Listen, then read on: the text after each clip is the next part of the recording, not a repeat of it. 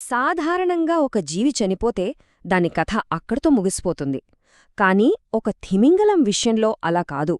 దాని మరణం ఒక ముగింపు కాదు, అసలు కథకో ఆరంభమన్మాట. లోతైన సముద్రగర్భంలోకి ఒక అద్భుతమైన ప్రయాణం అక్కడ్నుంచే మొదలవుతుంది. భూమిమీద అతిపెద్ద జీవి కథ దాని మరణంతోనే మొదలై వేల కొద్ది ఇతర జీవులకు ఎలా ప్రాణం పోస్తుందో చూద్దాం. ఇంతకీ భూమ్మీద అతిపెద్ద జంతువు చనిపోయినప్పుడు ఏమవుతుంది? ప్రశ్న వినడానికే సింపుల్గా ఉన్నా దీని వెనుక పెద్ద కథే ఉంది. సముద్రం పైన తన చివరి శ్వాస తీసుకున్న ఓ నీలి తిమింగలం శరీరం అదృశ్యమైపోదు. దానికి బదులుగా అది లోతైన చీకటి ప్రపంచంలోకి తన ప్రయాణాన్ని మొదలుపెడుతుంది. అక్కడ అది ఒక సరికొత్త అద్భుతమైన పర్యావరణ వ్యవస్థకు ఇంధనంగా మారుతుంది. 2000 సంవత్సరాలు! అసలీ నంబర్కిక్కడ సంబంధమేంటనుకుంటున్నారా? చూడండి, సముద్రం అడుగుభాగం అంటే లోతైన సముద్రం అదొక పోషకాలు లేని ఎడారిలాంటిది. అక్కడ బ్రతకడం చాలా కష్టం.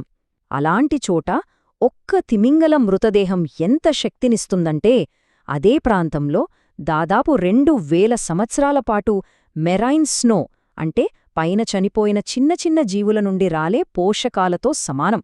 అంటే ఒక్కసారి ఊహించుకోండి, అది ఎంత పెద్ద ఎనర్జీ సోర్సు. సరే, ఈ అద్భుతమైన పర్యావరణ ప్రయాణాన్ని వేల్ ఫాల్ అని పిలుస్తారు. ఇది ప్రధానంగా 4 దశల్లో జరుగుతుంది. ప్రతి దశలోనూ రకరకాల జీవులు వచ్చి ఈ విందులో పాల్గొంటాయి. ఇప్పుడు మనం ఈ పర్యావరణ నాటకంలోని ప్రతి అంకాన్ని విడమర్చి చూద్దాం. ఇక కథ మొదటి అంకంలోకి అడుగుపెట్టాం. తిమింగల మృతదేహం అలా సముద్ర గర్భానికి చేరిందో లేదో తక్షణమే అక్కడో పెద్ద విందు మొదలవుతుంది. ఈ విందుకు మొదటి అతిథులు వస్తారన్నమాట. వీళ్ళే లోతైన సముద్రపు హెవీ హిటర్స్. స్లీపర్ షార్కులు, జైంట్ యాంఫిపోడ్స్తో పాటు హాగ్ఫిష్ చాలా ప్రత్యేకమైనవి. వాటికి దవడలు ఉండవు, కాని అవి తమ పదునైన నాలుకలతో మృదు కణజాలంలోకి చొచ్చుకుపోయి తిమింగలాన్ని లోపలినుంచే తినడం ప్రారంభిస్తాయి. ఈ విందు ఎంత వేగంగా జరుగుతోందో తెలుసా? ఈ స్కావెంజర్లు రోజుకు 40 నుండి 60 కిలోల మాంసాన్ని తినేగలవు. అంటే ఒక 200 టన్నుల నీలి తిమింగలం శరీరం మీద ఈ విందు దాదాపు 2 సంవత్సరాల పాటు కొనసాగుతోంది. వేల కొద్ది జీవులకు ఆహారాన్ని అందిస్తూనే ఉంటుంది. ఇప్పుడు ఆ పెద్ద స్కావెంజర్లు తమ పని ముగించుకుని వెళ్ళిపోయాక కథ మరో మలుపు తీసుకుంటుంది. ఖాళీ అయిన ఆ ప్రాంతాన్ని ఆక్రమించుకోవడానికి చిన్న చిన్న జీవుల సైన్యం వస్తోంది. పెద్ద మాంసముక్కలు పోయిన తర్వాత తిమింగలం చుట్టూ ఉన్న మట్టి, సేంద్రియ పదార్థాలతో నిండిపోతుంది కదా. ఇప్పుడు ఈ పోషకాలతో నిండిన మట్టి వేరే రకం జీవరాశిని ఆకర్షిస్తుంది.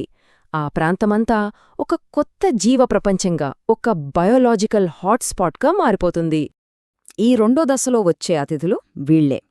చిన్న చిన్న క్రస్టేషియన్లు, రకరకాల పురుగులు, ఇంకా నత్తలు వంటి మొలస్కులు వచ్చి ఎముకలను, దాని చుట్టూ ఉన్న నేలను ఒక దుప్పట్లా కప్పేస్తాయి. ఆ సమృద్ధిగా ఉన్న వాతావరణాన్ని అవి పూర్తిగా సద్వినియోగం చేసుకుంటాయన్నమాట. 40,000! ఈ సంఖ్య చూస్తే ఆశ్చర్యంగా ఉంది కదూ. ఈ దశలో జీవుల సాంద్రత ఎంతగా పెరుగుతుందంటే పరిశోధకులు ఒక చదరపు మీటరుకు 40,000 జంతువులను కనుగొన్నారు. సముద్ర జీవుల్లో ఇంతటి అధిక సాంద్రత ఎప్పుడూ ఎక్కడా నమోదు కాలేదు. ఇది నిజంగా ఒక జనాభా విస్ఫోటనం లాంటిది. ఓకే, ఇప్పుడు మనం మూడవ అత్యంత వింతైన, ఇంకా శాస్త్రీయంగా చాలా ఆసక్తికరమైన దశకు చేరుకున్నాం. ఈ దశ తిమింగల ఎముకలలో లోతుగా దాగి ఉన్న పోషకాలతో నడుస్తుంది. ఈ దశ యొక్క అసలైన హీరోలను పరిచయం చేద్దాం. వీటి పేరే ఓసడాక్స్.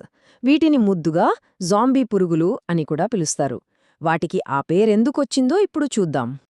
ఈ ఓసడాక్స్ పురుగులు చాలా విచిత్రంగా ఉంటాయి. వాటికి నోరుగాని కడుపుగాని ఉండవు. మరి ఎలా తింటాయి? అవి ఎముకలలోకి చొచ్చుకుపోయే వేర్లలాంటి నిర్మాణాలను ఉపయోగిస్తాయి. వాటి సహజీవన బ్యాక్టీరియా సహాయంతో ఎముకలలోని కొవ్వులను జీర్ణం చేసుకుని శక్తిని పొందుతాయి. ఇది చాలా అద్భుతమైన బయాలజీ కదా. ఈ మొత్తం దశను నడిపించే ప్రాథమిక శాస్త్రీయ ప్రక్రియ ఇదే, కీమోసింథసిస్. అంటే సూర్యరశ్మి లేని లోతైన సముద్రంలో బ్యాక్టీరియా ఎముకల నుండి వెలువడే హైడ్రోజన్ సల్ఫైడ్ లాంటి రసాయనాల నుండి శక్తిని గ్రహించి ఆహారాన్ని ఉత్పత్తి చేస్తుంది.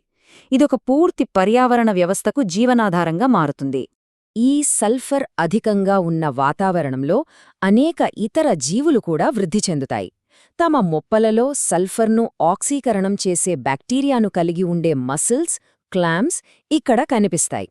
అంతేకాదు తెల్లటి బ్యాక్టీరియా మందపాటి పొరలుగా ఏర్పడి ఎముకల మీద ఒక మెత్తటి కార్పెట్ పరిచినట్లుగా కనిపిస్తుంది. ఇక మనం చివరి దశకు వచ్చేశాం. ఈ దశ చాలా కాలం పాటు కొనసాగుతుంది. ఇంకా చెప్పాలంటే లోతైన సముద్ర పర్యావరణానికి ఇది చాలా ముఖ్యమైనది. భూమి మీద లోతైన సముద్రంలో కుళ్ళిపోయే ప్రక్రియను పోల్చి చూస్తే ఈ వేల్ఫాల్ ప్రక్రియ ఎంత ప్రత్యేకమైనదో మనకర్థమవుతుంది. భూమిపై ఆక్సిజన్ ఉండటం వల్ల కుళ్ళిపోవటం చాలా వేగంగా జరుగుతుంది. కాని సముద్రపు లోతుల్లోని అధిక పీడనం, తక్కువ ఉష్ణోగ్రత ఈ ప్రక్రియను చాలా నెమ్మదింపజేసి సల్ఫోఫిలిక్ దశ 100 సంవత్సరాల వరకు కొనసాగేలా చేస్తుంది. దీన్ని బట్టి స్పష్టంగా తెలిసేదేంటంటే వేల్ ఫాల్స్ సముద్ర జీవ వైవిధ్యానికి చాలా అవసరం. అందుకే శాస్త్రవేత్తలు వీటిని లోతైన సముద్రపు మెట్లరాళ్లుగా భావిస్తారు. అంటే ఒక జాతి ఒక వేల్ ఫాల్ నుండి మరొకదానికి ప్రయాణిస్తూ చివరికి హైడ్రోథర్మల్ వెన్స్ లాంటి ఇతర ఆవాసాలకు చేరుకోగలదు. ఈ వాక్యం ఈ మొత్తం కథను ఎంత అద్భుతంగా చెప్తుందో చూడండి. భూమిపై జీవించిన అతి పెద్ద జంతువు తన మరణం తర్వాత కూడా సూర్యరశ్మి చేరలేని చీకటి ప్రపంచంలోని జీవులకు జీవాన్నిస్తూనే ఉంటుంది. దాని వారసత్వం ఈ విధంగా కొనసాగుతూనే ఉంటుంది.